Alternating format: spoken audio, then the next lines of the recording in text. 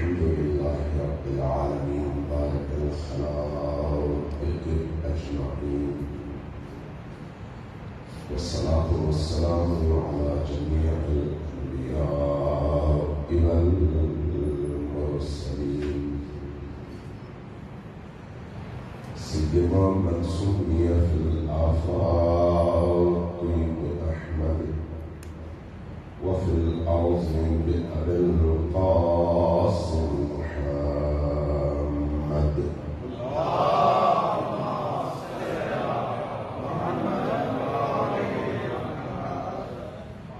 والصلاة والسلام على أولاده الطيبين الطاهرين المعصومين الميامين واللعنة الدائمة على أعدائهم أجمعين من يوم عداوتهم إلى قيام يوم الدين.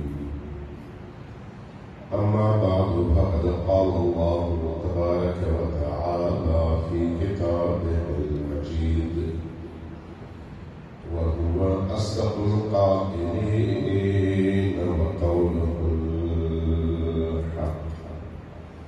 بسم الله الرحمن الرحيم. يوم تجد كل نفس ما عملت من خير محضرا وما عملت من سوء تود لو أن بينها وبينه أمدا بعيدا. صدق الله.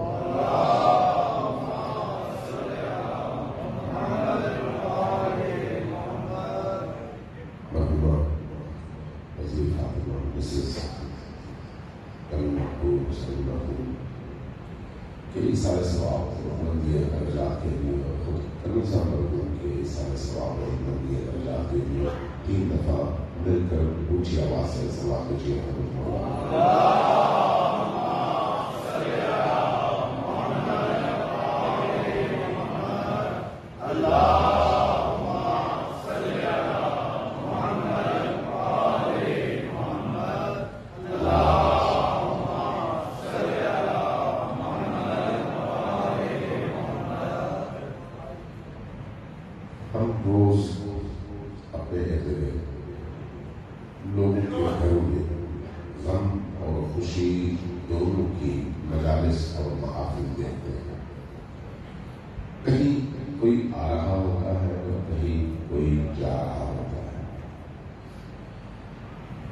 اس نتیجے پر ہر صاحب شعور انسان پہنچ جاتا ہے کہ جس نے آنا ہے اس نے جانا بھی ہے. اس آنے اور جانے کے درمیان کے عرصے کا نام زندگی ہے اور اس زندگی کو چونکہ ہم اگر عقل و شعور کے ساتھ دیکھیں تو یہ امانت ہے اس انسان کے پاس جس کو اس دنیا میں بھیجا گیا ہے. اور ایک انسان زیادہ سے زیادہ آج کے دور میں 80 سال جیے گا, 90 سال جیے گا, 100 سال جیے گا, اس سے زیادہ نہیں کر سکتا. 20ویں صدی میں آج کے دن جو لوگ اس زمین کے اوپر تھے ان میں سے کتنے لوگ اس وقت زمین کے اوپر ہوں گے؟ شاید کوئی ایک آدمی مشکل سے. اور جو آج ہیں 50 سال بعد ہم میں سے کتنے لوگ ہوں گے؟ شاید چند. اس کا مطلب ہے ہم اگر آئے ہیں تو ہم نے جانا بھی ہے. اگر ہم نے جانا ہے تو ہم آئے کہاں سے اور جائیں گے کہاں پہ؟ یہ بہت بڑا سوال. ہم خود آئے نہیں کیونکہ اختیار ہمارے ہاتھ میں نہیں. کیا ہم خود جائیں؟ نہیں, وہ بھی اختیار ہمارے ہاتھ میں نہیں ہے. تو پھر ہمارے اختیار میں کیا ہے؟ نہ آنا ہمارے اختیار میں ہے اور نہ جانا ہمارے اختیار میں ہے تو ہمارے اختیار میں کیا ہے؟ یہی چند دن، چند مہینے اور چند سال، جس میں ہمیں اللہ تبارک و تعالی صحت کے ساتھ، سالم بدن کے ساتھ تمام مسائل فراہم کر کے اختیار ہمارے ہاتھ میں دیا، اور یہ کہہ کر دیا کہ تمہیں میں نے یہ شعور عطا کیا ہے کہ تم یہ سمجھ سکو کہ تمہارے ہاتھ میں کچھ نہیں ہے، حتیٰ ایک پلک جھپکنا بھی تمہارے اختیار کے تابع نہیں ہے، دل کی دھڑکن میں تیزی اور کمی لانا تمہارے اختیار میں نہیں ہے، اپنے بدن کو بڑھانا گھٹانا تمہارے اختیار میں نہیں ہے۔ ہاں چند چیزیں ہیں اور ان چیزوں کا تعلق فکر اور عمل سے ہے، لہذا ان چیزوں میں جس کا اختیار تمہیں دیا گیا ہے، اس آنے اور جانے کے دوران استعمال اس طرح سے کرو، کام اس طرح سے کرو کہ اگر آتے ہوئے روتے آئے تھے تو جاتے ہوئے روتے نہ جانا، ہنستے ہوئے جانا، اور یہ یاد رکھیے جاتے ہوئے ہنس کر اور مسکرا کر صرف وہی جا سکتا ہے جس کا دل ایمان سے مطمئن ہو۔ اگر ایمان سے دل لبریز ہے تو جاتے ہوئے اس طرح نہیں ہے، لیکن اگر کمی ہے، کوتاہی ہے، خامی ہے تو پھر اس طرح ہے، اور حقیقت یہ ہے کہ حقیقی زندگی جانے کے بعد ہی، اس لیے کہ یہاں پر سب کچھ ایک امتحانی حال کی طرح سے ہے۔ ابھی اس آیت کی میں نے تلاوت کی، یوم تجد کل نفس ما عملت محضرا، وہ دن قریب ہے، سامنے ہے، جو جا رہے ہیں ان کے سامنے ہے، جو غافل ہیں ان کو نظر نہیں آتا۔ یوم تجد، ہر شخص وہ دن پائے گا، کل نفس، ہر ذی روح انسان، ہر ذی نفس اور ذی نفس انسان اس دن اور اس لمحے کا ادراک کرے گا اور پائے گا۔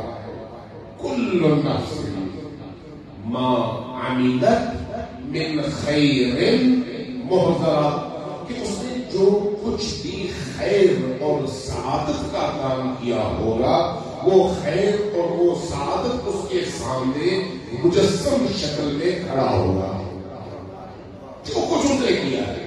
یوم تجد کل نفس ما عملت محضرا، اپنے سامنے حاضر پائے۔ آیت کے ترجمے سے یہ بات سمجھ آتی ہے کہ عمل کا نتیجہ بھی آئے گا، خود عمل سامنے کھڑا ہوگا، وہ عمل جو ہم نے انجام دیا، من خیر، اگر وہ خیر ہے، او ما عملت من سوء، یا پھر وہ عمل جو سوء ہے اور برا ہے، لیکن کس طرح سے؟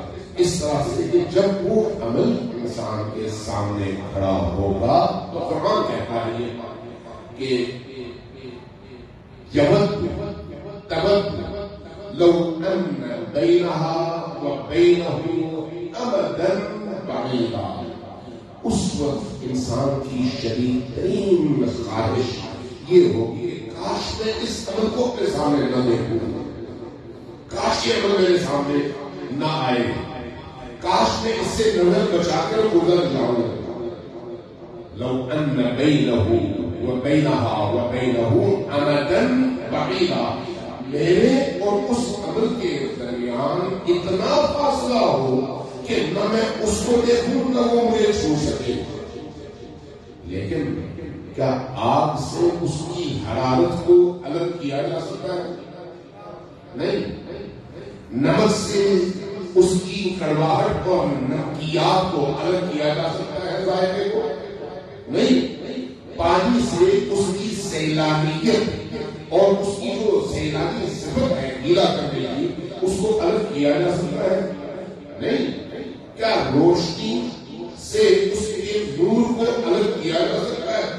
نہیں.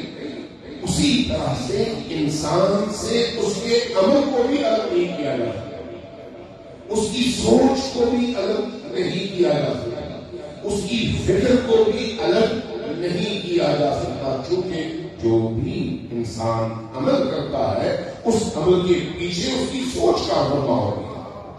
کہ سوچ کیا ہے، فکر کیا ہے، اس کے اندر اس کے اعتقادات کیا ہے. تو اس اعتبار سے یہ بات یاد رکھیے کہ آج ہم مجلس ترغیب میں، مجلس ترغیب میں ہمیں اہل البیت علیہ السلام نے یہ طریقہ بتایا ہے کہ تمہارا جب کوئی مرتا ہے تو اس کے ایصال ثواب کے لیے قرآن بھی پڑھو اور ذکر اہل البیت بھی کرو، اور ذکر اہل البیت میں خصوصی طور پر کربلا کا تذکرہ کر کے حسین ابن علی پر اشک بہا کر اس کا ثواب بھیجو اس مرحوم کے لیے. لہذا اسی حکم کی اطاعت میں ہم یہاں پر جمع ہے، آپ سب جمع ہے، ہم سب کو ایک تسکین ملتی ہے. لیکن ذرا غور کیجیے گا اس بات پر، عمل جو انسان خود کرتا ہے اور جو عمل دوسرا کرتا ہے ان کے وزن میں آسمان زمین کا فرق ہے. آسمان زمین کا فرق ہے. اگر ایک شخص اپنی زندگی میں 10 روپیہ کسی غریب کی مدد کے لیے دیتا ہے اور موت کے موقع پر وصیت کر کے جاتا ہے 1 لاکھ روپے سے غریب کی مدد کرو، تو یہ 10 روپیہ جو اس نے اپنے ہاتھ سے دیا ہے اس 1 لاکھ روپے پر بھاری ہے. یہ حدیث کہتے ہیں، یہ نبی کریم کی احادیث بتاتی ہیں، ائمہ اہل البیت علیہ السلام کی احادیث بتاتی ہیں. اس لیے وہ کام جو انسان اپنی زندگی میں خود کر سکتا ہے وہ اگر دوسروں کے حوالے کر کے جاتا ہے تو بہت بڑا گھاٹے کا سودا ہے، بہت بڑا گھاٹے کا سودا. اور وہ عمل کرنے کے لیے ٹائم کون سا ہے؟ یہی جو ہمارے پاس موجود ہے. آج نہ جانے کتنے لوگ دنیا سے اٹھ چکے ہیں، جس طرح سے کئی بچے دنیا میں آ چکے ہیں. جو لوگ آج دنیا سے اٹھ چکے ہیں ان میں سے بہت سارے ایسے تھے جو کل تک سوچ بھی نہیں سکتے تھے کہ آج دوپہر کو ان کا جنازہ ہونے والا ہے. ہمارا بھی نہیں پتا کب، کہاں، کیسے موت آئے گی نہیں پتا. تو پھر اس موت کا استقبال کریں یا پھر اس سے راہ فرار اختیار کریں. ظاہر اس کے استقبال ہی کی تیاری عقل کا تقاضا ہے، کیونکہ بھاگ کر تو ہم کہیں نہیں جا سکتے. قرآن نے کہا حتی فی بروج مشیدہ، آسمان کے اس بلند ترین مقام تک پہنچ جاؤ، وہاں پر بھی موت آ جائے گی. بھاگ کر تو ہم نہیں جا سکتے. جب بھاگ نہیں سکتے تو پھر بھاگنے کی بجائے موت کی طرف جاؤ. موت کی طرف جانے کا کیا مطلب ہے؟ قرآن کریم میں سورہ جمعہ میں جب آپ جمعے کی نماز پڑھتے ہیں فَتَمَنَّوُا الْمَوْتَ إِن كُنتُمْ صَادِقِينَ، اگر تم سچے ہو اللہ کے ایمان میں، اہل البیت پر ایمان میں، نبی کریم کی رسالت پر ایمان میں اگر سچے ہو اور تمہارا عمل کھرا ہے تو کیا تمہارے دل میں موت کی آرزو ہے؟ اگر آرزو ہے تو اس کا مطلب یہ ہے کہ تمہارا عمل کھرا ہے. اگر رستہ فرار کا تلاش کرتے ہو اندر ہی اندر تو سمجھ جاؤ کہ ابھی بہت کچھ کرنا باقی ہے. تو پھر اپنی اصلاح کرو، اپنے اندر کی دنیا کی اصلاح کرو. اس لیے قرآن کریم یہ جو آیات نازل ہوتی ہیں ان آیات میں بڑی عجیب و غریب آیات ہیں جو ہمیں لرزانے کے لیے کافی ہے. بعض اوقات ہم عام طور پر جو معاشرے میں رائج سوچ ہے وہ یہ ہے کہ جب انسان مر جاتا ہے تو اس کے اعمال اس کے سامنے آ جاتے ہیں یا اس کے نتائج سامنے آتے ہیں. اگر خیر ہے تو جنت اور اگر برا ہے تو جہنم. لیکن جو ہمارے گہرے عمیق سوچ والے علماء ہیں انہوں نے احادیث سے آیات سے جو چیز کشف کیا ہے، استنباط کیا ہے وہ یہ ہے کہ عالم آخرت اس عمل کا نتیجہ نہیں ہے، خود وہی عمل ہے. خود وہی عمل، جنت آپ کا وہی عمل ہے. نعمتیں آپ کا وہی عمل ہے، آپ کا وہی عقیدہ ہے جو آپ کے اندر جب پنپتا ہے، جڑ پکڑتا ہے تو اس دنیا کی نعمتوں کی صورت میں آپ کے سامنے آتا ہے۔ آپ کا وہی خلق، آپ کا وہی اخلاق، آپ کی وہی روحی خصوصیات، آپ کا وہی باطنی، آپ کی صفات، وہی چیزیں ہیں جو آپ کے سامنے آتی ہیں۔ اس لیے اگر عالم آخرت میں کوئی حیوان مجھ پر حملہ کرتا ہے تو اس حیوان کو اس دنیا میں اپنے آپ سے دور کرو، کیونکہ وہ حیوان باہر سے نہیں آیا، میرے اندر سے نکلا ہے۔ میرے اندر کی وہ صفات ہے جو میرے اعمال کی صورت میں سرزد ہوتی ہے، اور اس دنیا میں وہی صورتیں، وہی اعمال، وہی افکار، وہی افعال مجسم صورت میں جسمانی شکل اختیار کر کے میرے سامنے آیا۔ یعنی عالم آخرت اسی دنیا کا باطن ہے، الگ سے دنیا نہیں ہے۔ اسی ان آیات پر ہوگی جو قرآن کہتا ہے فَمَن يَعْمَلْ مِثْقَالَ ذَرَّةٍ خَيْرًا يَرَهُ وَمَن يَعْمَلْ مِثْقَالَ ذَرَّةٍ شَرًّا يَرَهُ۔ تو یہ جو شر ہے یا خیر ہے، مثقال ذرۃ کا مطلب سوئی کے نوک کے برابر، اتنا کم، اگر وہ بھی ہے تو وہ عمل خود آئے گا سامنے، کہیں دور نہیں جاتا، وہی عمل آئے گا۔ نبی کریم تشریف فرماتے ہیں اپنے اصحاب کے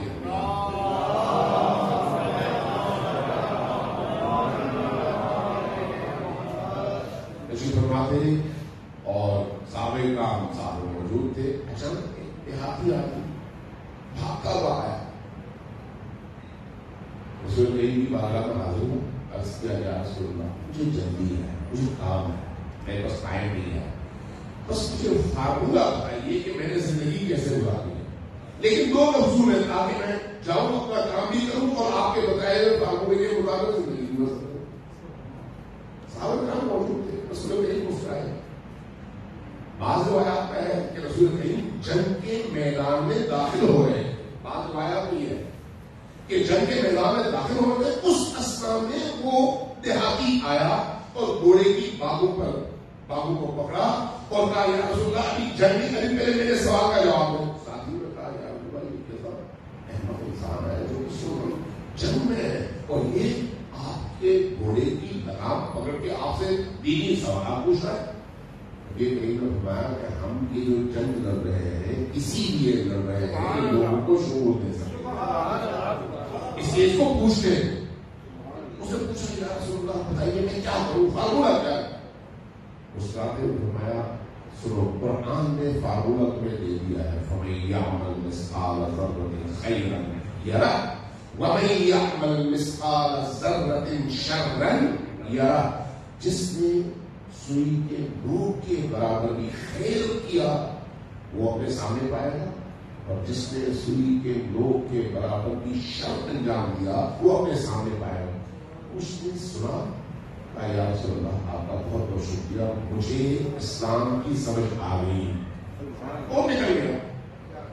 اصحاب نے بعد میں رسول اللہ سے عرض کیا یا رسول اللہ یہ بڑا بے ادب شخص تھا، آپ سمندر ہے علم کا، آپ سے مزید پوچھتا تاکہ دین کا اس کو فہم ملتا۔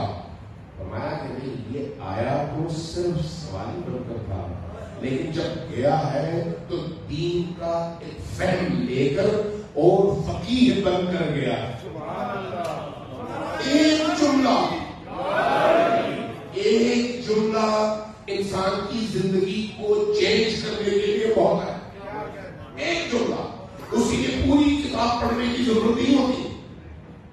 حذیف ابن ایاز کے حوالے سے روایات ہیں، لوگ وقت پہ بدمعاش آدمی تھا، راتوں کو ڈاکے ڈالا کرتا تھا، لوگوں کی عزت اور آبرو کو لے کیا کرتا تھا۔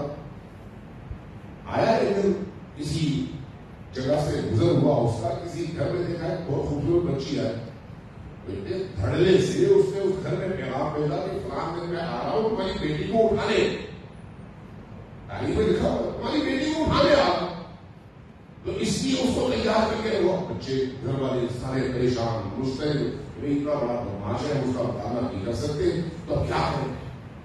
آدھی رات کو وہ آیا دیوار پر چڑھا, دیوار کے اوپر بیٹھا ہوا تھا, ادھر اترا نہیں تھا. ہم سائے کے گھر سے قرآن کی دلنشین آواز آئی. ایک شخص آدھی رات میں قرآن کی تلاوت کر رہا اور بڑے دلنشین انداز میں کر رہا, اور آیت کہاں تک پہنچی ہے؟ أَلَمْ يَأْنِ لِلَّذِينَ آمَنُوا أَن تَخْشَعَ قُلُوبُهُمْ لِذِكْرِ اللَّهِ. کیا ان کے لیے جو اللہ پر ایمان رکھتے ہیں وہ وقت نہیں آیا کہ ان کے دل اللہ کے خوف سے لرزے اور وہ خاشع ہو کر واپس اللہ کی بارگاہ میں پہنچے؟ یہ آیت جیسے ہی کام سے ٹکرائی, عرب تھا, جیسے ہی ٹکرائی ایک دفعہ رک گیا اسی دیوار کے اوپر, چند لمحوں کے لیے سوچا, پھر آسمان کی طرف رخ کیا, کہا کہ خدایا میں تیری آواز پر لبیک کہتا ہوں, میں وہ وقت آ گیا ہے تو پلٹ رہا. اور اس کے بعد وہ جب اس نے توبہ کی اور پلٹا کہ امام کاظم علیہ السلام کے ادوار کی دور کی, وہ پھر جب پلٹا تو اللہ کا ولی بنا. السلام کی صحبت میں اور اس ماحول میں اس گندگی سے نکل کر ولایت کے اس مقام اور اس اعلیٰ مرتبے تک رہا ہے. ایک آیت, ایک جملہ انسان کی زندگی کو چینج کرنے کے لیے کافی ہوتا ہے اگر انسان کے دل میں گنجائش ہو اور دروازہ کھلا ہوا. اس لیے قرآن کہتا ہے کہ أَلَمْ يَأْنِ لِلَّذِينَ آمَنُوا أَن تَخْشَعَ قُلُوبُهُمْ لِذِكْرِ اللَّهِ. امام صادق علیہ السلام نے یہ روایت کی ہے کہ نبی کریم کی بارگاہ کچھ لوگ تشریف فرما تھے, ایک جوان آیا بیٹھ گیا, جیسے ہی بیٹھا اس کی زبان سے فوراً نکلا الحمدللہ رب العالمین. جیسے اس نے کہا الحمدللہ رب العالمین, نبی کریم نے پلٹ کر فرمایا کہ اے جوان, تم نے جنت میں اپنے لیے ایک پھلدار درخت اگا لیا ہے. ایک الحمدللہ کے لفظ. اس نے پلٹ کر عرض کیا یا رسول اللہ, پھر تو میں نے وہاں پر باغات کے باغات اگائے ہوں گے, چونکہ میں صبح و شام یہی کام کرتا ہوں, صبح و شام. فرمایا کہ ہاں, اگر پیچھے سے شعلہ نہ بھیجو, اگر تم اعمال کرو اور پیچھے سے شعلہ بھیجو تو پھر تمہارے وہ سارے کے سارے اگائے ہوئے درخت اور باغات جل کر خاکستر ہو جائیں گے, تمہیں کچھ نہیں ملے گا. اس کی اس کو یہودیوں کی طرح سے اور مسیحیوں کی طرح سے ناپو نہیں کہ میں نے 10 نیکیاں انجام دی ہیں اور 10 برائیاں انجام دی ہیں. نیکیوں کا 10 گنا اجر ہے, برائیوں کی 1 سزا ہے, تو اس لیے 10 کو 100 سے نفی کرو تو 90 نیکیاں بچ گئی تو میں جنتی ہو گیا. نہیں, اللہ کے ہاں نظام یہ نہیں ہے. اگر دودھ کی دیگچی ہو اور اس میں ایک قطرہ خون کا گر جائے تو ساری دیگچی نجس ہو جاتی ہے. اس کی یہ جو عمل ہے اس دنیا کی, اس میں جو محبت ہمارے پاس ہے, اس کو ہمیں استعمال کرنا ہے. نبی کریم کی حدیث میں فرمایا کہ جب ایک انسان مرتا ہے 4 چیزیں اسے پوچھی جاتی ہیں. 4 چیزیں.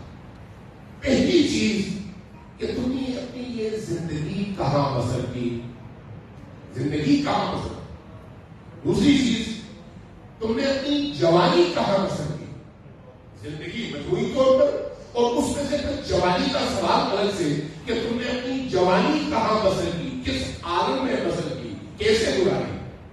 تم نے جوانی بہت خطرناک تھی.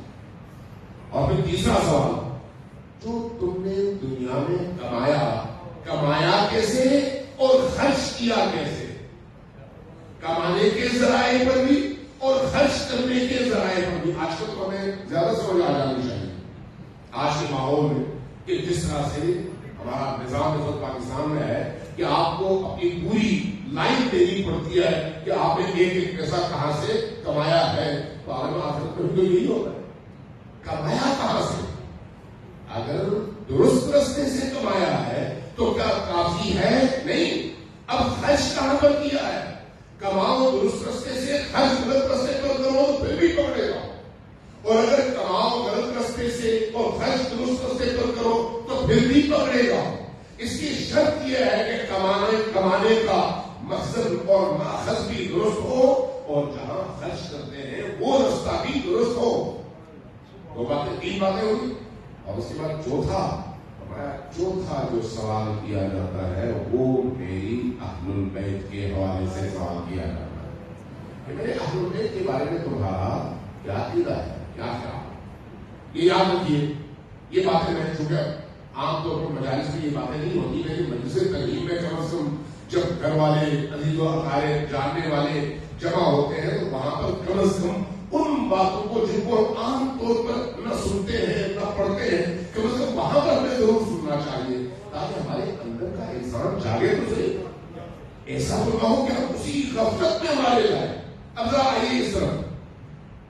حدیث کہتی ہے کہ عمل انتہائی اہم ہے، لیکن اسی عمل کی قبولیت کی شرط اہل البیت کی محبت ہے. اگر کوئی شخص عمل کے بغیر اہل البیت کی محبت تلاش کرتا ہے تو گمراہ ہے، لیکن اگر عمل کے ساتھ اہل البیت کو چھوڑ دیتا ہے تو اس سے بھی بڑا گمراہ ہے. اس لیے کہ عمل انسان کو اللہ کے راستے پر قائم و دائم رکھتا ہے، لیکن اس عمل کے نتیجے میں اگر انسان نے اللہ تک پہنچنا ہے تو اس کا ہاتھ اپنے زمانے کے ولی کے ہاتھ میں ہونا چاہیے. اور وہ ولی وہ ہے جس کا تعین نبی کریم نے کیا ہے اور اللہ نے کیا ہے. اس لیے اہل البیت علیہ السلام کے بغیر نہ عمل ہے اور نہ عمل کے بغیر انسان کی نجات اور فرار ممکن ہے. ہاں، ان دونوں میں ایک فرق ہے اور وہ یہ ہے کہ بغیر عمل کے جب انسان اہل البیت کی بارگاہ میں جاتا ہے تو اہل البیت اس کا ہاتھ تو تھامتے ہیں، لیکن اس کو ایک پروسیس سے گزرنا پڑتا ہے اور پاک ہونا پڑتا ہے، سزا بھگتنی پڑتی ہے اور آخر کار کو نجات پا جاتا ہے اہل البیت کی برکت سے. لیکن اگر اہل البیت کسی کے پاس نہ ہو تو اس کا نجات پانا ممکن نہیں ہے. نجات صرف اور صرف اہل البیت علیہ السلام کا ہاتھ تھامنے میں ہے. سوال کریے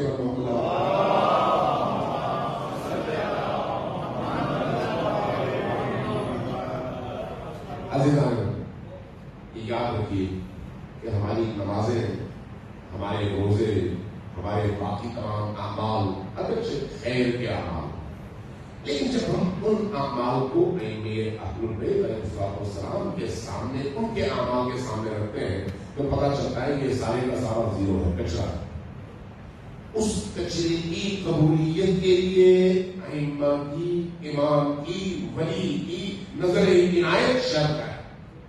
اسی میں اکثر کہا جاتا ہے بھائی یہ تو ہمارے اعمال ہیں، یہ زیرو ہے. زیرو کی مستقل قیمت کوئی نہیں ہوتی، لیکن جب زیرو کے ساتھ عدد لگ جائے تو زیرو کی قیمت بنتی ہے. اب جتنے بھی زیرو بڑھاتے چلے جاؤ، چونکہ عدد ساتھ میں ہے اس لیے اس کی ویلیو بڑھتی چلی جائے گی. تو اس لیے جب ائمہ کی ولایت کو، محبت کو، مودت کو آپ نے قبول کر لیا تو اس کے بعد اعمال جتنے زیادہ ہوں گے آپ اتنے بڑے ہوں گے. لیکن اگر اعمال بہت زیادہ ہو، ہزاروں سال کی عبادتیں ہو، تپسیا ہو، صبح و شام روزے اور نمازیں اور سجود و قعود و قیام و رکوع ہو، لیکن اگر ولایت علی و آل علی نہ ہو تو عدد نہیں ہے. جب عدد نہیں ہے تو ان عبادات کی حیثیت زیرو ہے. اس لیے عمل ضروری ہے، لیکن ولایت علی و آل علی کے ساتھ. میرا بہت بہت زیادہ مہربان، بہت زیادہ مہربان، اتنے مہربان ہیں کہ آپ تصور نہیں کر سکتے، تصور نہیں کر سکتے. آپ کو ہم کتنا چاہتے ہیں اپنے وقت کے امام کو، جتنا چاہتے ہیں ہمیں اپنے اندر جھانک کر دیکھنے سے اندازہ ہو جاتا ہے. لیکن یہ یاد رکھیے، ائمہ چونکہ رحمت خدا کے مظہر ہے اور رحمت خدا بے انتہا ہے، اس لیے ان کی ہم سے محبت بھی بے انتہا ہے. امیر المؤمنین علی بن ابی طالب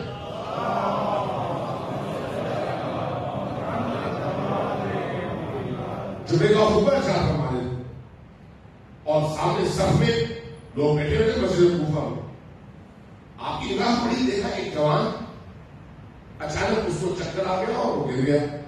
دو نمازیوں نے اس کو اٹھایا اور لے کے چلے گئے.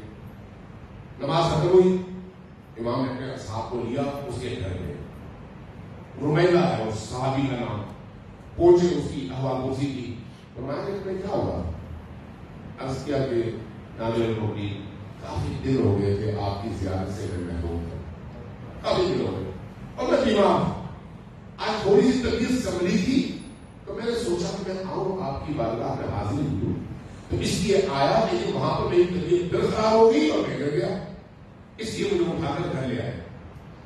تو ایک جملہ ارشاد فرمایا اور یہ جملہ ہم سب کی امیدوں کو معراج تک پہنچانے کا باعث ہوگا.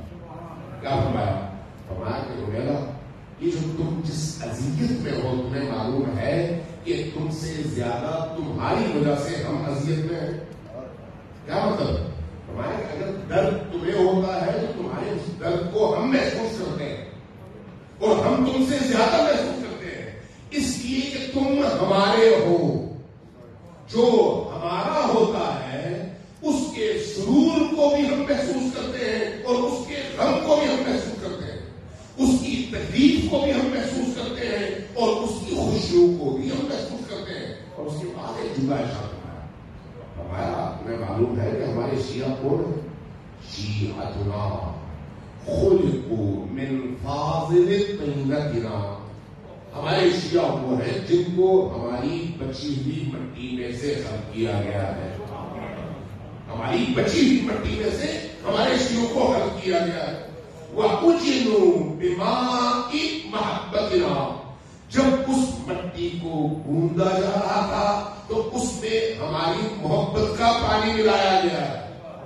لہذا ہمارا شیعہ وہ ہے جو جب دکھ میں ہوتا ہے تو ہم دکھ میں ہوتے ہیں، جب ہم دکھ میں ہوتے ہیں تو وہ دکھ میں ہوتا ہے، جب وہ خوشی میں ہوتا ہے تو ہم خوشی میں ہوتے ہیں، اور جب ہم خوشی میں ہوتے ہیں تو وہ خوشی میں ہوتا ہے. اس لیے ہمیں حکم کیا دیا گیا کہ جب کبھی ائمہ اطہار اور اہل البیت کی خوشی کے ایام ہو خوشی مناؤ اور غم کے ایام ہو غم مناؤ. یہ تشیع کی ایک علامت اور ایک نشانی ہے.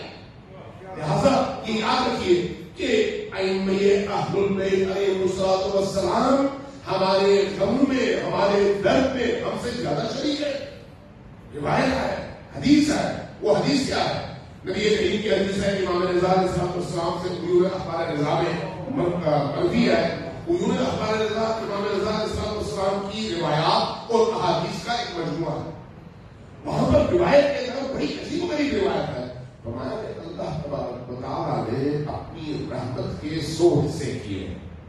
100 حصے. ان 100 حصوں میں سے ایک حصہ اللہ نے تمام عالم میں آغاز سے اختتام تک تمام مخلوقات میں تقسیم کر رکھا. ذرا آپ اہل البیت کی معرفت اور ان کے دیے ہوئے معارف کی گہرائی کا اندازہ لگا. آپ نے پہلے سے پوچھے ہو کہ اللہ 70 ماؤں سے زیادہ محبت کرتا ہے. آپ نے عام طور پر سنا ہوگا. اس کا مطلب یہ ہے کہ آپ نے اللہ کو اتنا محدود کر دیا، اتنا محدود کر دیا، اتنا محدود کر دیا کہ 70 ماؤں کی محبت کے مقابلے میں اللہ کی محبت کو قرار دے دیا. جبکہ ہماری وہ روایات جو نبی سے اور آل نبی سے مروی ہے وہ وسعت بتاتی ہے اور اللہ کی عظمتوں کی شاہکار کا بیان کرتی ہے. شاہکار کو وہ کیا کہتی ہے؟ وہ کہتی ہے کہ اللہ کی رحمت کے 100 حصے ہیں. ان 100 میں سے ایک حصہ اس نے ابتدائے خلقت سے، ابتدائے آدم نے، ابتدائے خلقت سے جب سے اللہ نے مخلوقات کو پیدا کیا ہے اس وقت سے لے کر تا قیامت آنے والی تمام مخلوقات کے درمیان اس ایک حصے رحمت کو تقسیم کر رکھا ہے. اس ایک حصے کا جو ذرہ انسان کو ملتا ہے، جو ذرہ جانور کو ملتا ہے، جو ذرہ پرندوں کو ملتا ہے، جو ذرہ کیڑوں کو ملتا ہے، اس کا نتیجہ آپ دیکھتے ہیں کہ کس طرح سے جانور ہو یا انسان اپنے بچے سے محبت کرتا ہے، اپنے بچے کے لیے جان دیتا ہے. انسان بھی اور بہت سارے جانور بھی. وہ ایک ذرہ ابتدا سے لے کر انتہا تک. پوچھا گیا کہ یا رسول اللہ پھر باقی 99 حصے کس لیے؟ فرمایا کہ اللہ تبارک و تعالیٰ نے باقی 99 حصے کی ان رحمتوں کا مظہر ہم اہل البیت کو بنایا. ہم اہل البیت اور عالم آخرت میں خود وہ اسی رحمت کا مظاہرہ کرے گا. اس لیے جب انسان اہل البیت علیہ السلام سے جڑتا ہے تو پھر اسی رحمت میں سے حصہ پاتا ہے, اسی رحمت میں سے. اس لیے یہ جو روایت تھی میں نے عرض کیا کہ جب انسان مرتا ہے تو اسے 4 چیزوں کا پوچھا جاتا ہے اور چوتھی چیز ہم اہل البیت ہیں تو وہ اہل البیت کی معرفت ہے کہ اہل البیت کی معرفت کتنی ہے. کیا صرف محبت کی حد تک ہے کہ وہ نبی کریم کی اولادیں تھی بس بات ختم ہو گئی, یا ان کو اس طرح سے شہید کر دیا گیا بس بات ختم ہو گئی؟ نہیں. ان کی معرفت کا مطلب یہ ہے کہ اہل البیت علیہ السلام اس عالم میں اللہ کے فیض کو مخلوق تک پہنچانے کا وہ ذریعہ ہے کہ اگر وہ ذریعہ اٹھ جائے تو دنیا باقی نہ رہے. اگر دنیا باقی ہے تو اس کی بقا کی ضمانت حجت خدا کا اس دنیا میں موجود ہو رہا ہے, اور اسی حجت خدا کو ہم ولی زمانہ کہتے ہیں, امام زمانہ کہتے ہیں. علی ابن ابی طالب اپنے زمانے کے حجت خدا ہے, حضرت فاطمہ الزہرا اپنے زمانے کی, امام حسن اپنے زمانے کے, امام حسین اپنے زمانے کے, اور آج خود امام زمان علیہ السلام وہ حجت خدا ہے جن کے توسل اور جن کے توسط سے, جن کے ذریعے سے مجھے سانس ملتی ہے, دیکھنے کی قوت ملتی ہے. خوشبو دیے 4 معصومین علیہ السلام بلند ترین صلوات.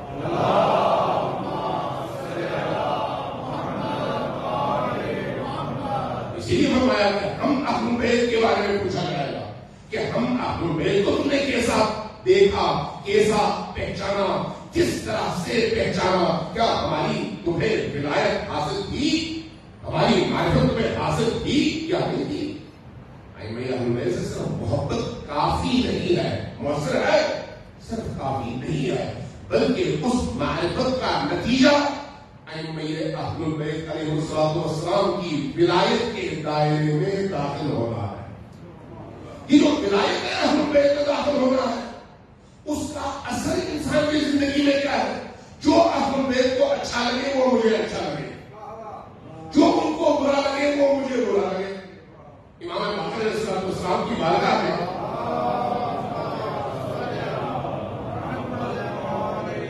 کافی سارے لوگ تشریف فرما. اس حصہ میں ایک بوڑھا انسان داخل ہوا, بوڑھا شخص لاٹھی دیکھتا ہوا, آنکھیں اس کی نابینا. دروازے جیسے ہی آیا عرض کیا کہ لوگوں مجھے, جو میں نابینا ہوں, بوڑھا بھی ہوں, 80 سال میری عمر ہے, مجھے ذرا جگہ دو تاکہ میں اپنے وقت کے امام کے ساتھ بیٹھ سکوں اور چند سوالات پوچھ سکوں. لوگوں نے ان کو جگہ دی, ان کو لا کے امام کے ساتھ بیٹھے. بیٹھنے کے بعد امام باقر علیہ السلام کو مخاطب کر کے ایک سوال کیا, اور سوال بڑا دلچسپ اور بڑا خوبصورت. آج رسول اللہ, میں نمازوں کو پڑھتا ہوں, روزے کو رکھتا ہوں, زندگی میں جو واجبات ہیں اللہ کی طرف سے وہ انجام دیتا ہوں, جو محرمات ہیں ان سے بچنے کی کوشش کرتا ہوں. جو آپ نے مجھ پر فرائض عائد کیے ہیں, زکات کے حوالے سے, خمس کے حوالے سے, حج کے حوالے سے, نماز کے حوالے سے, روزے کے حوالے سے, امر بالمعروف و نہی عن المنکر کے حوالے سے, جو مجھ سے ہو سکتا ہے وہ میں کرتا ہوں. لیکن مجھے معلوم ہے کہ میرے عمل میں وہ پاکیزگی نہیں ہے, میں آلودہ انسان, زندگی میں غلطیاں ہیں. اب ایک چیز ایسی ہے جو میں آپ کے سامنے پیش کرنا چاہتا ہوں. پوچھا کیا ہے بتاؤ. عرض کیا کہ مجھے آپ سے اور آپ کے آبا سے بڑی شدید محبت ہے. آپ اور آپ کے آبا سے بڑی شدید محبت ہے, اور اس کا اثر کیا ہے؟ عرض کیا کہ یہ رسول اللہ, جب آپ کا اور آپ کے آبا کا, نبی کریم سے لے کر آپ تک جب تذکرہ ہوتا ہے تو میرے دل میں سرور کی ایسی کیفیت ہوتی ہے.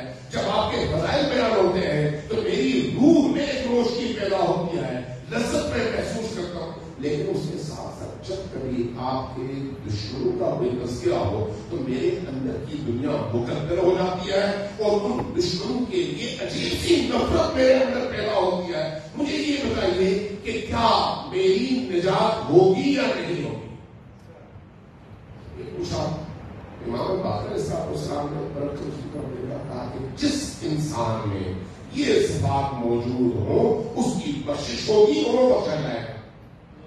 جیسے یہ کہا یہ فرمایا امام نے تو پلٹ کر کہا یا رسول اللہ مجھے دوسروں سے کوئی سروکار نہیں ہے, میں اپنا مالک, میں اپنے مسائل میں کرایا ہوں. مجھے یہ نہ بتائے کہ جو بھی ایسا کرے گا اس کی نجات ہوگی. میں اپنا پوچھوں, مجھے بتائیں, آپ مجھے دیکھ رہے ہیں, میرے اعمال کو بھی دیکھ رہے ہیں, میرے اندر کی گندگی کو بھی دیکھ رہے ہیں, میرے اندر کی تاریکیوں کو بھی دیکھ رہے ہیں, میری خطاؤں سے بھی آپ واقف ہیں. اس لیے جو حجت خدا کی نگاہ سے کوئی شخص چھپا ہوا نہیں ہے, کوئی شخص چھپا ہوا نہیں ہے.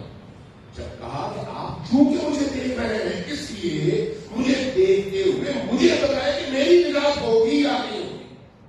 امام نے فرمایا تمہاری نجات ضرور ہوگی اور تم نجات یافتہ ہو, اس لیے کہ جو دو بڑی خصوصیات نجات کے لیے ضروری ہے وہ تمہارے اندر موجود ہے.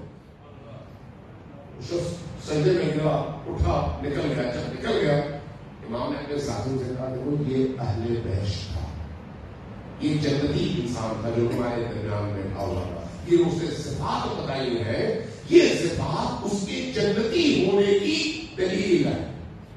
جو میں نے عرض کیا کہ امام اپنے اس عالم میں جب وہ حجت خدا کے طور پر موجود ہے تو اس کی نگاہوں سے کوئی چیز پوشیدہ نہیں ہے. یہ آپ زیارات میں پڑھتے ہیں, آپ دعاؤں میں پڑھتے ہیں, زیارت جامع اٹھا کے پڑھیے, وہاں پر بڑی تفصیل ہے. آپ روزہ جمعہ امام زمان علیہ السلام سے منسوب دن ہے. ہفتے کے جو 7 ایام ہیں ان 7 ایام میں 7 مختلف قسم کی دعائیں ہیں, ہر دن کی الگ سے. اس کے صبح نماز کے بعد عام طور پر مقیم پڑھتے ہیں, مفاتیح الجنان میں موجود ہے. اسی طرح سے ہفتے کے 7 دنوں میں 7 زیارتیں ہیں. وہ زیارتیں کسی نہ کسی معصوم سے منسوب ہیں اور ہر دن کسی ایک یا 2 معصومین سے منسوب دن ہے. جمعے کا دن امام زمان کا دن ہے, ہفتے کا دن امیر المومنین کا ہے, اتوار کا دن رسول کریم کا ہے. اسی طرح سے تقسیم شدہ ہے کہ کون سا دن کس ہستی کے لیے مخصوص ہے. جمعہ مخصوص ہے امام زمان کے لیے, اور جمعے کے دن کی جو زیارت ہے ذرا مفاتیح اٹھا کر دیکھیں, اس میں آپ جملہ پڑھتے ہیں. کیا پڑھتے ہیں؟ السلام علیک یا عین اللہ فی خلقہ, میرا سلام ہو آپ پر اے میرے وہ امام جو مخلوق کے درمیان اللہ کی آنکھ ہے. کیا مطلب ہے اس کا مطلب یہ ہے کہ تمام تر مخلوقات آپ کی نگاہوں کے سامنے, تمام تر مخلوقات ان کا ظاہر بھی آپ کے سامنے ہے اور ان کا باطن بھی آپ کے سامنے, ان کی ہر چیز آپ کے سامنے ہے. لہذا جب آپ ان کو دیکھتے ہیں, ان کی بارگاہ میں پہنچتے ہیں, چاہے یہاں پر یا وہاں پر, جب آپ سلام کرتے ہیں چاہے یہاں سے یا وہاں سے, جب آپ ان کی بارگاہ میں کوئی ہدیہ بھیجتے ہیں چاہے یہاں پر, چاہے کربلا میں, نجف میں, سامرہ میں, کاظمین میں, مشہد میں یا خود مدینہ میں, وہ سنتے ہیں, دور سے بھی سنتے ہیں اور قریب سے بھی سنتے ہیں. امام رضا علیہ السلام کی وہ جو زیارت ہے اس نے دخول کے حوالے سے آپ نے یقیناً پڑھی ہوگی, لوگ مشہد میں گئے ہیں, انہوں نے یقیناً داخل ہوتے ہوئے وہ زیارت پڑھی ہوگی. اس زیارت میں جو آپ داخل ہوتے ہوئے پڑھتے ہیں اور جس نے دخول لیتے ہیں امام سے داخل ہونے کی اجازت, تو میں گیٹ پر کھڑے ہو کر آپ اجازت دے رہے ہوتے ہیں تو اندر حرم تک جو فاصلہ ہے وہ تقریباً 1.5 کلومیٹر کا فاصلہ ہو, لیکن آپ مین گیٹ پر کھڑے ہو کر اجازت دیتے ہیں اور کہتے ہیں اشہد انک تسمع کلامی وترى مقامی وترد سلامی. اے میرے امام, میں آپ کو آپ کی بارگاہ میں یہ شہادت دیتا ہوں, گواہی دیتا ہوں, اشہد انک تسمع کلامی, آپ میرا کلام سن رہے ہیں, آپ مجھے دیکھ رہے ہیں. اور میں جب کہتا ہوں السلام علیک تو آپ اس کو سن کر اس کا جواب بھی دے رہے ہیں. یہ صرف مشہد کے لیے مخصوص نہیں ہے, آپ نے گھر بیٹھ کر یہ کام کریں. کی بارگاہ میں عراقی آیا اور جب پہنچا آپ نے مہمان کیا اس کو، پھر اسے عراق کے حالات پوچھے، پھر پوچھا جب بنا جاتے ہو کہا نہیں، کیوں؟ کہا میں پریشان ہوں، رستے میں ناصری ہے، جان کا خطرہ ہے، اس لیے میں جا نہیں سکتا تھا۔ پھر امام سے وہ کیسے یاد کرتے تاکہ رسول اللہ میں اپنے گھر کی چھت پر چڑھتا ہوں، کربلا کی طرف رخ کرتا ہوں، رخ کر کے کہتا ہوں صلی اللہ علیہ یا ابا عبداللہ الحسین، السلام علیکم یا ابا عبداللہ الحسین۔ یوں میں اپنے مولا کی بارگاہ میں سلام بھیجتا ہوں۔ فرمایا کہ اتنا کافی ہے، تمہارا سلام پہنچ جاتا ہے، تمہارا سلام پہنچ جاتا ہے۔ یہ وہ ائمہ ہے جن یا اہل بیت ہے جن کی معرفت اس قبر کے پہلے دن اور پہلے مرحلے میں جس کے بارے میں سوال کیا جاتا ہے، اس چیز کو معمولی نہ سمجھیں۔ روایات ہمارے یہاں متواتر ہیں کہ امیر المؤمنین کے حوالے سے بھی، رسول کریم کے حوالے سے بھی، امام حسن اور امام حسین کے حوالے سے بھی، کہ جب ملک الموت آتا ہے تو ملک الموت کے ساتھ ساتھ یہ ہستیاں بھی آتی ہیں، اور یہ روایت خود امیر المؤمنین سے منسوب روایت ہے کتابوں میں۔ فرمایا کہ من مات من یمت یرنی، جو بھی مرے گا سب سے پہلے مجھ علی کو دیکھے گا، سب سے پہلے مجھ علی کو دیکھے گا۔ کیسے دیکھے گا؟ کافر ہاں کافر بھی دیکھے گا، منافق ہاں منافق بھی دیکھے گا، دشمن ہاں وہ دشمن بھی دیکھے گا، محب جی محب بھی دیکھے گا۔ تو پھر دیکھنا وہ بھی دیکھ رہا، آپ بھی دیکھ رہے، فرق کیا ہے؟ دشمن جب دیکھے گا تو چونکہ وہ آپ سے نفرت کرتا ہے، اس لیے آپ کو جب دیکھے گا تو اس پر لرزہ طاری ہوگا، وہ خوف میں مبتلا ہوگا، اذیت میں مبتلا ہوگا۔ لیکن جب آپ کا محب، جب آپ کا موالی آپ کو دیکھے گا، چونکہ وہ آپ کا عاشق ہے، آپ کا موالی ہے، آپ کی ولایت کے اندر داخل ہے، اس لیے جب وہ دیکھے گا تو وہ اپنی ساری تکلیفیں بھول جائے گا، وہ سارے درد بھول جائے گا، اس لیے کہ آپ کے جمال کو دیکھنے کے بعد وہ آپ کے جمال میں غرق ہوگا اور ان تکلیفوں سے باہر آ جائے گا۔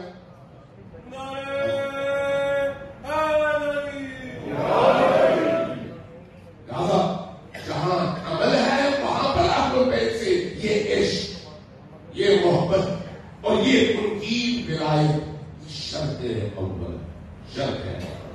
اس لیے یاد رکھیے کہ ائمہ ہدیٰ علیہ السلام سے اپنی محبت کو صرف ان عزاداریوں کی چند مجلسوں تک محدود نہ رکھیں۔ ائمہ نے ہمیں بتایا ہے کہ کیسے ہم سے محبت کرو، اپنی روٹین کی زندگی میں ہمیں الگ نہ کرو، شامل کرو۔ روٹین کی زندگی میں ہم نے مجلسوں کی حد کرتا ہوں، مجلسوں سے نکل کر گھر میں راہ چلتے ہوئے، دفتر جاتے ہوئے، آتے ہوئے، کاروبار کے لیے جاتے ہوئے، آتے ہوئے، یہ جو آپ کو اللہ تبارک و تعالیٰ نے درود کا تحفہ دیا ہے، یہ محمد و آل محمد پر درود ہے، اور یہ سب سے بڑی عبادت ہے۔ مستحب عبادات میں درود سے بڑھ کر اللہ کی بارگاہ میں مقدس اور عظیم عبادت کوئی نہیں ہے، درود سے بڑھ کر۔ اس لیے بعض ہمارے علماء کہتے ہیں، لکھا ہے انہوں نے کہ برزخ میں بعض بڑے بڑے لوگ اللہ کی بارگاہ میں جب دیکھیں گے کہ صلوات اور درود کا اس دنیا میں فائدہ کتنا ہے، تو وہ اللہ کی بارگاہ میں گڑگڑا کر عرض کریں کہ فائدہ ہمیں اس دنیا میں عالم برزخ میں ایک دفعہ درود پڑھنے کی اجازت دے، ایک بار اجازت نہیں ملے گی۔ کیوں اجازت نہیں ملے گی؟ اس لیے کہ جواب آئے گا عمل کی دنیا وہ تھی، یہ اس عمل کو سہنے کی دنیا ہے۔ اگر تم نے یہ عبادت کر لی تھی تو وہاں پر کرتے، اب یہاں پر دیکھنے کے بعد تمہارے دل میں آرزو پیدا ہو ہے کاش میں یہ کام کرتا۔ تو جب روایت کی بتاتی ہے تو اس کا مطلب یہ ہے کہ اس دنیا میں جب تک ہمارے پاس ٹائم ہے ہم یہ عمل انجام میں چلتے ہوئے، گاڑی میں آپ جاتے ہیں، اپنے دفتر کی طرف جاتے ہیں، آتے گھنٹہ آپ کو جانے میں آنے میں لگتا ہے، کوئی نہیں سمجھ آئے اس سفر میں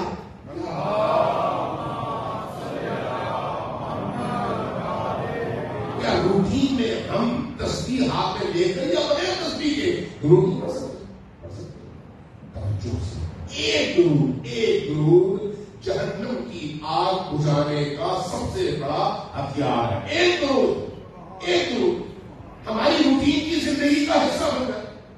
دعائے تبسم ہماری روٹین کی زندگی کا حصہ بن رہا ہے. زیارت عاشورہ ہماری روٹین کی زندگی کا حصہ بن رہا ہے. زیارت جامعہ ہماری روٹین کی زندگی کا حصہ بن رہا ہے.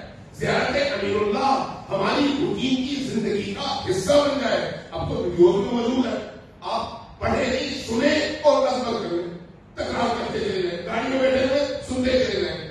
آپ کا سفر بھی عبادت, گھر جانا بھی عبادت, کاروبار کی طرف جانا بھی عبادت, گاڑی میں بیٹھنا بھی عبادت. ذہن آپ کا ان پاکیزہ ترین جملوں سے منور ہوتا چلا جائے گا, آپ کا دل منور ہوتا چلا جائے گا. جتنا ٹائم آپ کو ملتا ہے اس میں آپ کا ہر پل اور ہر لمحہ اہل البیت کے ساتھ, ان کی یادوں کے ساتھ, ان کی محبتوں کے ساتھ گزرتا ہوا آپ دیکھیں گے اور اس کی لذتوں کو بھی محسوس کریں گے.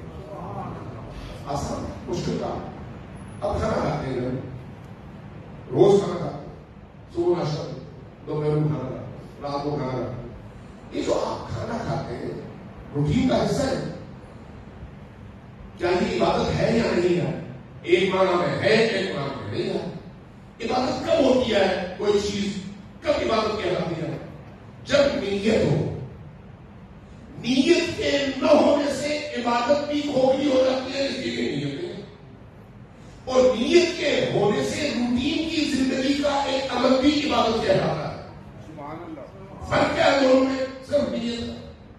حضرت ابو ذر نبی کریم کے بڑے قریبی ترین اصحاب میں سے, اور نبی کریم نے حضرت ابو ذر کو بہت ساری نصیحتیں کی ہیں, اور جو حضرت ابو ذر کو نصیحتیں ہیں نبی کریم کی, ان نصیحتوں کو حدیث کی صورت میں جمع کیا گیا ہے, اور اس کا عنوان ہے یا ابا ذر, اے ابو ذر.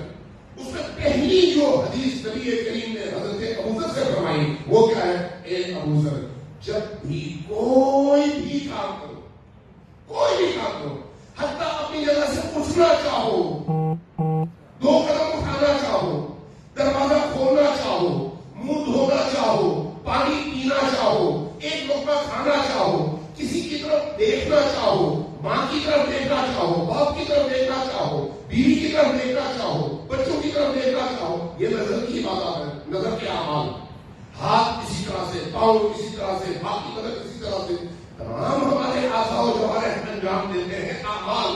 لیکن ان اعمال سے پہلے اگر صرف ایک نیت کر لو کہ میں یہ اس لیے کروں کہ خدا مجھ سے خوش ہو, صرف یہی نیت, میں یہ قدم اس لیے اٹھاؤں کہ خدا مجھ سے راضی ہو, چاہے دکان جانا ہی کیوں نہ ہو, پانی کے لیے جانا ہی کیوں نہ ہو, باہر تھوڑی سی تفریح ہی کیوں نہ ہو, تفریح کے لیے آدمی کرتا ہے جیسے باہر. صرف نیت کے فرق کے ساتھ روٹین کی ساری زندگی عبادت بن جاتی ہے, اور یہ زندگی میں انسان کرتا ہے, مرنے کے بعد نہیں کر سکتا. تو اس لیے حدیث ہے کہ جب بھی کوئی کام کرو اس سے پہلے نیت کرو, اس سے پہلے یہ نیت کرو کہ تم کیوں یہ کام کرو. اگر اللہ کے لیے کرو تو وہی کام اللہ کی بارگاہ میں عبادت ہے.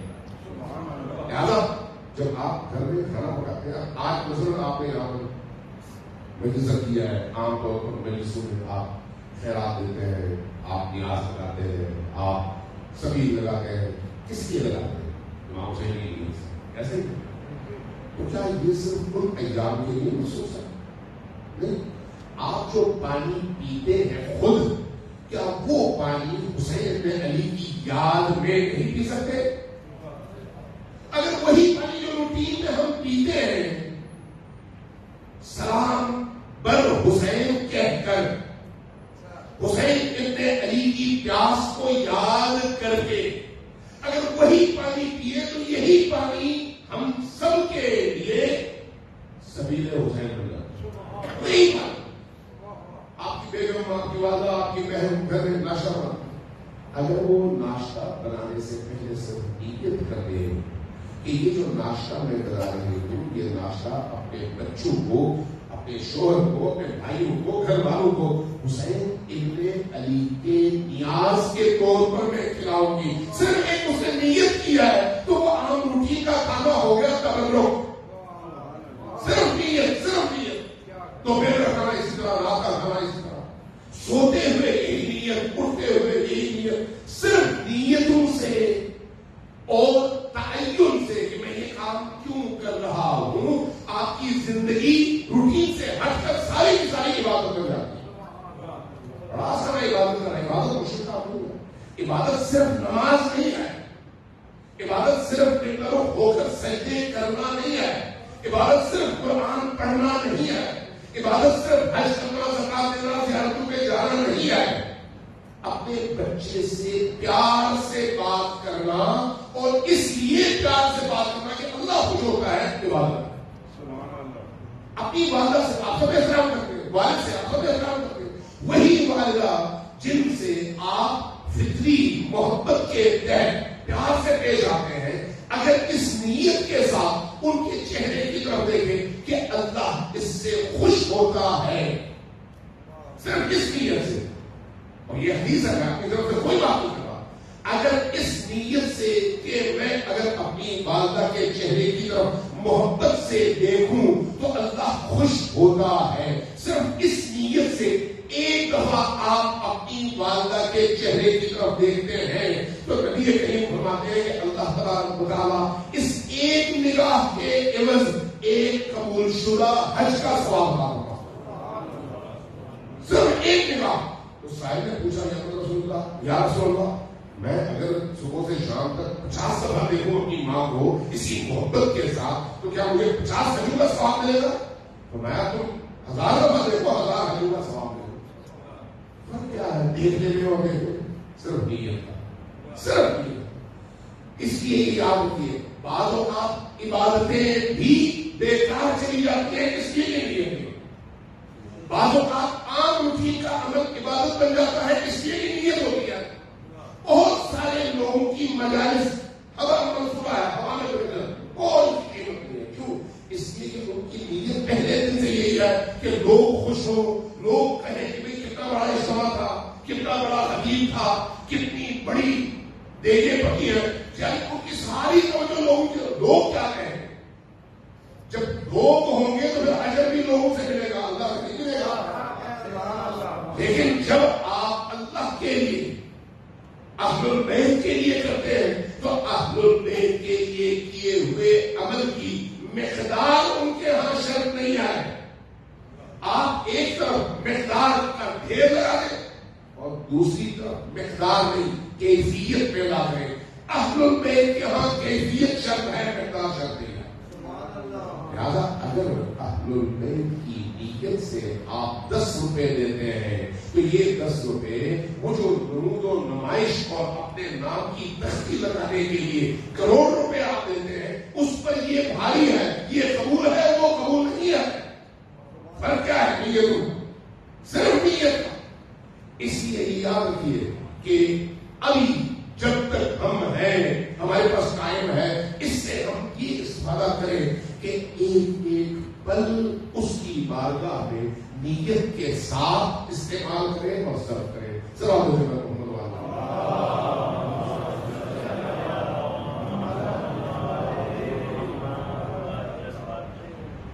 ایک دفعہ پھر ذرا سوال دے گا.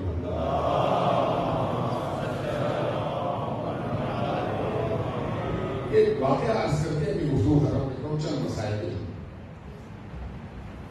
آپ لوگ مشرق کے ہو گئے، مشرق سے قریب میں 120-30 کلومیٹر کے فاصلے پر ایک شہر ہے نیشاپور. وہاں پر امام رضا علیہ السلام کی قدرگاہ بھی موجود ہے. وہ لوگ جاتے ہیں مشرق کو، اس قدرگاہ کو بھی ضرور ہے. ادھر امام ہے، امام کو چھوڑتے ہیں نشان کے لیے ادھر جاتے ہیں. لیکن جب آپ جاتے ہیں تو نیشاپور تو شہر میں جب داخل ہوتے ہیں ایک بہت بڑا، کراچی والے کہتے ہیں چورنگی، ایک بہت بڑا وہ ہے اسکوائر، درمیان میں ایک مزار. وہ مزار ایک خاتون کا مزار ہے. خاتون کون ہے؟ شقیقہ، ام شقیقہ. یہ کون ہے جس کو آج مزار بنا کر لوگ وہاں پر دعاؤں کے لیے اور منت ماننے کے لیے جاتے ہیں؟ یہ امام کاظم علیہ السلام کی امامت کے دور کی ایک خاتون ہے نشابور میں. جب امام صادق علیہ السلام شہید ہوئے اور کچھ اور مدعیان نے امامت کا اعلان کیا تو لوگوں کے اندر ایک اضطراب پھیلا. ہر زمانے میں سے لوگوں نے کہا نہیں وہ امام ہے یا یہ امام. تو نشابور کے لوگ جو بڑے متدین دیندار تھے انہوں نے اپنے خمس کا مال جمع کیا اور خمس جمع کرنے کے بعد اب سوچا کہ کس کے پاس جائے. امام کاظم بھی امامت کے مدعی ہے اور ایک صاحب بھی امامت کے مدعی ہے، وہ بھی خانوادی امامت سے ہے، یہ بھی خانوادی امامت سے ہے. سب نے مل کے جو ان کے علماء اور اچھے لوگ تھے انہوں نے سوالات کی ایک لسٹ بنائی تاکہ جا کے ہم پوچھتے ہیں کہ ان سوالات کا جواب جو ہمیں دے گا اس کو ہم امام مان لیں گے، پتا چل جائے گا وہ امام ہے. اپنے اونٹوں پر، خچروں پر، گھوڑوں پر سامان لادا، کون کا سامان؟ خمس کا لادا اور باہر نکل آئے. جیسے ہی باہر روانہ ہونے لگے پیچھے سے ایک عجیب سی آواز آئی خاتون کی، قافلے والے رک جاؤ. رکے، دیکھا خاتون ہے، بوڑھی سی لاٹھی ٹیک کے آ رہی ہے. انتظار کیا جب وہ پہنچی تو پوچھا کیا بات ہے؟ کہا کہ تم لوگ سنا ہے مدینہ جا رہے ہو، میں امام کی بات کر رہا ہوں. تو کہا میری طرف سے میرے امام کے لیے یہ ہدیہ ہے، یہ ضرور ہے. بھائی کیا ہے؟ یہ 4 یا 5 انڈے ہیں، 1 گز کپڑا ہے، 1 گز کپڑا، اور اس کے ساتھ کوئی 4 یا 5 یا 7 درہم. میرے پاس کل جمع پونجی نہیں ہے، یہ ذرا ہے. چل پڑے، مدینہ پہنچے، امام کی بارگاہ میں آئے، سامان باہر ہے، یہ سارے قافلے کے لوگ امام کے اس مقام میں، گھر میں موجود ہیں. بچی جیب سے نکالی تو امام نے خود سے سوال کیا، کہا کہ یہ بتاؤ تم لوگ خود سوال پوچھو گے مجھ سے یا پھر میں تمہارا سوال بھی بتاؤں اور اس کا جواب بھی بتاؤں؟ جب یہ کہا تو دوسروں نے کہا کہ جب آپ کو معلوم ہے کہ ہم کیا سوالات لکھ کر لائے ہیں، آپ ان سوال بھی بتاتے ہو، جواب بھی بتائیں. امام نے ایک ایک کر کے ان سب کے سوالات کے جوابات انہوں نے سنے، لبیک کہا، ایمان لے آئے اور کہا کہ رسول اللہ آپ کی امانت باہر خچروں پہ، اونٹوں پہ اور گھوڑوں پہ موجود ہے، اپنے ملازمین سے کہیے وہ اتار لے آئے. کچھ دیر گزری، امام نے پلٹ کر پوچھا کہ وہ جو بوڑھی خاتون نے انہیں تحفہ دیا تھا وہ کہاں ہے؟ وہ کہاں؟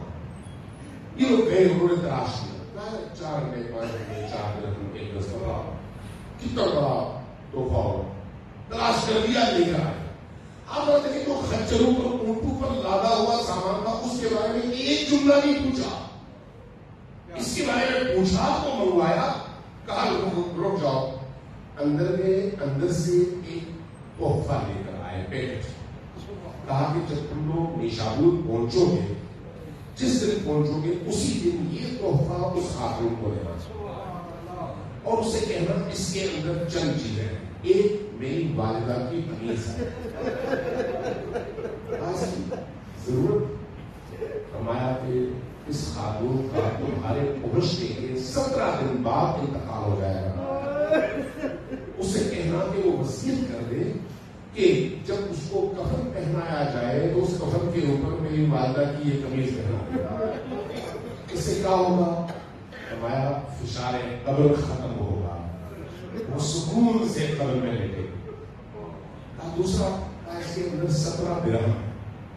اس خاتون سے کہنا کہ جب تک وہ زندہ ہے 1 درہم ان میں سے خرچ ہے، اور جس دن اس نے مرنا ہے، تاریخ بتا دیا ہے، جس دن اس کی موت آنی ہے اس سے پہلے وصیت کر جائے باقی پیسوں کے حوالے سے کہ انہی پیسوں سے اس کا جنازہ، اس کا کفن، اس کی قبر، اس کی نیازیں وغیرہ جو بھی ہے اسی پیسے سے انجام دیا جائے. نکلنے لگے گا، رک جاؤ. فرمایا کہ جب جنازہ تیار ہو جائے تو اس خاتون سے کہنا کہ وصیت کر جائے کہ جب جنازہ تیار ہو تو کوئی بھی اس کا جنازہ نہ پڑھائے. وہ کیوں؟ کہا میں خود مدینہ سے آؤں گا جنازہ. یہ سارا اہتمام، آگے تفصیل ہے، یہ سارا اہتمام کیوں ہے؟ کیوں؟ اس لیے اس خاتون نے اخلاص کے ساتھ 4 درہم اپنی کل حیات کی جمع پونجی امام کی بارگاہ میں پہنچائی ہے، بھیجی ہے، اور کوئی تمنا نہیں ہے. جو ائمہ کی بارگاہ میں قبولیت کے اسباب ہے، ان اسباب میں پہلا سبب یہ اخلاص ہے. یہ اخلاص، اس اخلاص کے ساتھ 2 بندے مجلس میں بیٹھے ہوئے ہوں، صرف 2 بندے، ایک بندہ ذکر شہداء کربلا، ایک بندہ صرف، اور 2 بندے بیٹھے ہوں، یہ مجلس ان کی بارگاہ میں ان ہزاروں لوگوں کی مجلس سے زیادہ قابل قبول ہے جہاں پر یہ اخلاص نہیں ہے. اس لیے ان سے سودا کریں، اہل بیت سے سودا، خصوصاً اہل بیت کے درمیان حضرت زہرا سلام اللہ علیہ، حضرت زہرا سلام اللہ علیہ سے یہ 14 معصومین ہیں، ان 14 معصومین کی ہر ایک کی آج ایسی خصوصیات، اگرچہ خصوصیات میں سب برابر ہے، لیکن بعض ہستیوں کی بڑی نمایاں، زیادہ نمایاں کھل کے سامنے آئی. تفصیل میں جانے کا وقت نہیں ہے. حضرت زہرا اور حضرت امام حسین دونوں کے حوالے سے ایک چیز بڑی مشترک ہے کہ یہ رحمت خدا کا زمین پر سب سے بڑا مظہر ہے. امام حسین بھی اور حضرت زہرا سلام اللہ علیہ. اس لیے جب آپ حرم حسینی میں داخل ہوتے ہیں تو آپ کی جو کیفیت بنتی ہے وہ کہیں اور نہیں بنتی، چونکہ وہ رحمت خدا کے اتنے عظیم مظہر ہے، اتنے عظیم. اور اسی کا سے حضرت زہرا سلام اللہ علیہ، حضرت زہرا سلام اللہ علیہ کو حسین ابن علی سے بھی بہت محبت ہے، اور حسین سے محبت کرنے والوں سے بھی بہت محبت، دونوں سے بہت محبت ہے. اس لیے حضرت زہرا سلام اللہ علیہ موقع جانے ہی نہیں، کوئی بھی ان کی در پہ ان کے دروازے پہ آئے اور ان سے مانگے واپس خالی ہاتھ نہیں ہوتا. اس لیے امام جعفر الصادق علیہ السلام نے حضرت زہرا سلام اللہ علیہ کے حوالے سے 2 جملے کہے ہیں، اور وہ جملے بڑے عجیب ہیں. فرمایا کہ جب محشر برپا ہوگا، جب محشر برپا ہوگا، تمام خلائق حضرت آدم سے لے کر آج تک قیامت ساری مخلوقات جمع، اس موقع پر کچھ لوگ حساب کتاب کے بعد جنت چلے جائیں گے، لیکن ایک بہت بڑی تعداد باقی بچ جائے گی، بڑی پریشان، مستقل اس تبتی ہوئی دھوپ میں. اس اسنا میں ہر ایک کی آہ و بکا بلند ہو رہی ہوگی. اس اسنا میں نبی کریم کی آواز سب کے کانوں سے ٹکرائے گی. نبی پکارے گے کہ بیٹی فاطمہ کہاں ہو، لیکن فاطمہ کا اس اسنا میں آسمان سے آواز آئے گی کہ اے اہل محشر اپنی نگاہیں جھکا لو، فاطمہ کی سواری آ رہی ہے. سب کی نگاہیں جھک جائیں گی. جب نگاہیں جھکیں گی تو فاطمہ الزہرا سلام اللہ علیہ نبی کریم کی بارگاہ میں حاضر رہیں گی. جس کیفیت میں 4000 اور بعض روایات کہتی ہے 70,000 فرشتوں کی ضرورت ہے. نبی کریم کی بارگاہ میں آپ کھڑے ہوں اور اس کے بعد پوچھیں گے بابا جان میں آ گئی ہوں. جب فرمائیں گی میں آ گئی ہوں تو نبی کریم اپنی بیٹی فاطمہ الزہرا کی طرف رخ کریں گے اور پوچھیں گے بیٹی فاطمہ ان گناہگار امتیوں کی شفاعت کے لیے کیا لے کر آئی ہو؟ جیسے ہی فرمائیں گے کیا لے کر آئی ہو، روایت کہتی ہے کہ بی بی اپنی عبایا سے اپنے دونوں ہاتھ باہر نکالیں گی تو اہل محشر تجسس سے نظر اٹھا کر دیکھنا چاہیں گے کہ بی بی کیا لے کر آئی ہے. کیا دیکھیں گے؟ دیکھیں گے 2 کٹے ہوئے بازو، 2 کٹے ہوئے بازو. پوچھیں گے بیٹی فاطمہ یہ کیا لے کر آئی ہو؟ جواب میں پکاریں گی بابا جان میں کربلا سے اپنے بیٹے عباس کے دونوں بازو لے کر آئی ہوں تاکہ ان گناہگار امتیوں کی شفاعت ہو. جب یہ فرمائے گی تو اس کے بعد امام صادق علیہ السلام فرماتے ہیں کہ اس نے خدا ہوگا اور پھر ایک عجیب منظر ہوگا. بی بی اہل محشر کے درمیان میں سے ایک ایک کر کے چنے گی. کس کو چنے گی؟ مثال بھی دیا، فرمایا جس طرح سے پرندہ دانوں میں سے صاف دانے کو چنتا ہے، اسی طرح سے بیوی چنے گی، جس کو چنے گی وہ جنت میں داخل ہوگا۔ اہل محشر کیا دیکھیں گے؟ دیکھیں گے کہ جس کو فاطمہ نے چنا ہے اس کی پیشانی پر لکھا ہوگا ھذا محب فاطمہ، یہ فاطمہ کا محب ہے، اس لیے جنت میں داخل ہوگا۔ سلام ہو اس بیوی پر، اس بیوی پر جو اتنی عظمتوں کے باوجود زندگی کے آخری ایام میں تڑپ تڑپ کر جسے جان گیا۔ وہ بیوی اسماء بنت عمیس عجیب منظر کشی کرتی ہے، نہ صرف ایک جملہ ضرور اس کے بعد بات ہے، مطلب نماز کا وقت ہے۔ اسماء کہتی ہے کہ بیوی کی شہادت کا جب وقت قریب آیا، آپ نے غسل کیا، نئے کپڑے پہنے، صاف اور پاک کپڑے پہننے کے بعد اس سے کہا کہ ان بچوں کو ذرا باہر لے کر جاؤ، میں کمرے کے اندر جا رہی ہوں، لیکن آج میں اپنے بابا کی بارگاہ میں حاضر ہونے والی ہوں، تو اس لیے کچھ دیر بعد مجھے آواز دینا، اگر جواب ملے تو اندر داخل ہونا، اگر جواب نہ ملے تو پھر جا کر علی کو پکارنا اور ان سے کہنا کہ فاطمہ چلی گئی۔